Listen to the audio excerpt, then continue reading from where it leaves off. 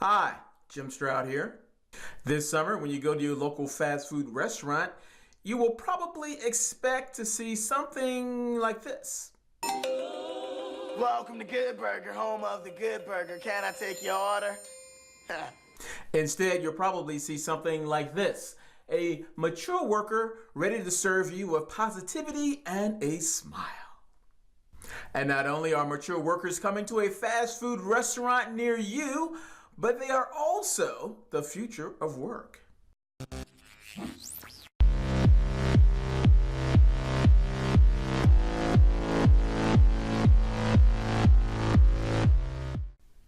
McDonald's has raised more than a few eyebrows recently with an announcement that they are going to aggressively pursue mature workers to fulfill their 250,000 summer jobs. Why the push to pursue mature workers? Well, one answer can be found in a USA Today article. All right, yeah, thanks. While young people continue to be a vital part of the company's workforce, they're in school or aren't always excited about working that 5 a.m. shift. Says Melissa Kersey, Chief People Officer for McDonald's USA. So we believe matching this mature workforce with the breakfast and lunch shift is really important. I bet there are other reasons too. Skilled workers. Our next guest says, well, she can't get enough teenagers, can't find any teenagers to fill jobs at her fast food franchises. Tamara Kennedy is with us. She runs several Taco John's outlets in the Midwest. Tamara, welcome to the program. I'm intrigued because when I first came to America 40 years ago, teenagers worked during the summer in fast food restaurants. They worked after school, and now they don't. Why not? Oh, thank you for having me. Well, we know a couple of things. 20 years ago, according to the U.S. Department of Labor Statistics, we know that the participation rate for 16 to 19-year-olds was about 56%. So 2 out of every 3 teenagers got a job. What we know now in 2018, that number has dropped to about 34%. So 1 out of 3 teenagers from 16 to 19. Why do you think that's happened? You know, we think a couple of things. There's a growing look at the number of young people that are becoming drivers. Fewer people are getting their driver's license, having a need to get their own transportation, and you've got to have transportation to get back and forth to work. And less teenagers are actually applying for driver's license, so we know that. We also know that parents of teenagers have what you might think of as non-traditional working hours, so they're not always available to come home, grab the kiddo, and bring them to work. They might be working till 5, 6 in the evening, particularly if they're employed in the retail sector. So a lot of things. Now that's an interesting perspective. Can I add my fries with that? Check out this chart. Check out this chart. Yeah, for nearly a year now, the number of open jobs each month has been higher than the number of people looking for work. The first time that's happened since the Department of Labor began tracking job turnover two decades ago. All right, so at the end of January 2019, the U.S. economy had 7.6 million unfilled jobs, but only 6.5 million people were looking for work, according to the U.S. Department of Labor Statistics. Now, this was the 11th straight month that the number of job openings were higher than the number of job seekers. All right, so this chart here, this chart says it all. So when you have a shortage of workers, you got to find talent somewhere. So I think pursuing mature workers makes a lot of sense. You know, it's even been brought to my attention that some hiring managers prefer to hire mature workers over some of the millennials out there.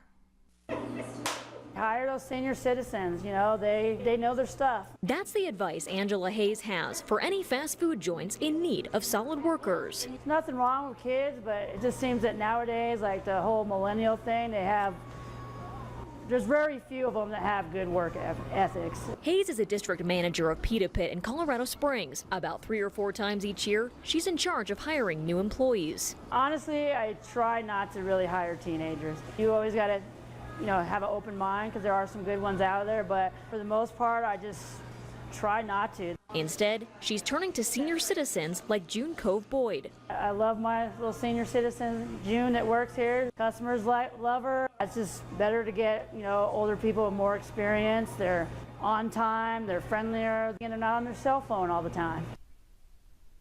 So on one hand, you have all of these unfilled jobs, and on the other, you have a willing and able workforce. So what's the problem? Why not just put the two together? Problem solved.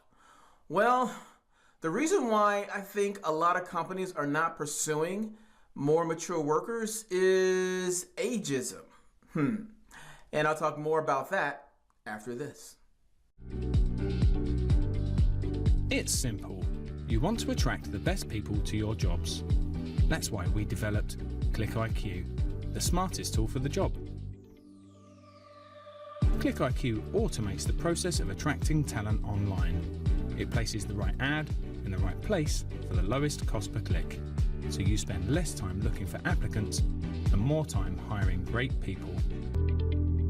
ClickIQ, the smartest tool for the job. A 2016 survey done by the Society of Human Resource Managers revealed what I think is a very short-term mindset among companies when it comes to mature workers. Here are a couple of stats from that survey. Just 35% of U.S. companies have analyzed the near-term impact of the departure of older workers, and just 17% had considered long-term impacts over the next decade, according to their survey. The survey further stated that most employers do not actively recruit older workers at all. This tells me that age bias runs deep, which is disappointing because it's not really a problem. There are a lot of myths associated with hiring mature workers, so let me debunk a few of them. Myths and realities around hiring older workers. Myth: older workers are less capable of solving problems. The reality is, older workers are more capable. Research proved older workers' performance was more consistent over time than younger workers. Reason being, older workers use their wealth of experience to create effective problem-solving strategies. They tend to be more capable, make better decisions, and take fewer uncalculated risks because of that experience. Myth: older workers call off sick a lot. The reality is, older workers are less likely to call off sick than their younger counterparts.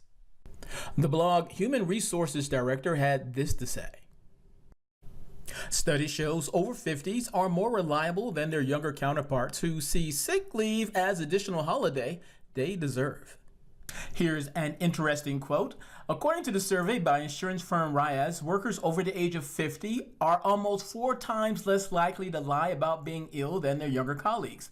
The survey revealed that over the past 5 years, 44% of workers aged 20 to 39 had lied to their boss about being ill to get time off, compared with just 12% of those over 50. Myth: older workers are uncomfortable with technology.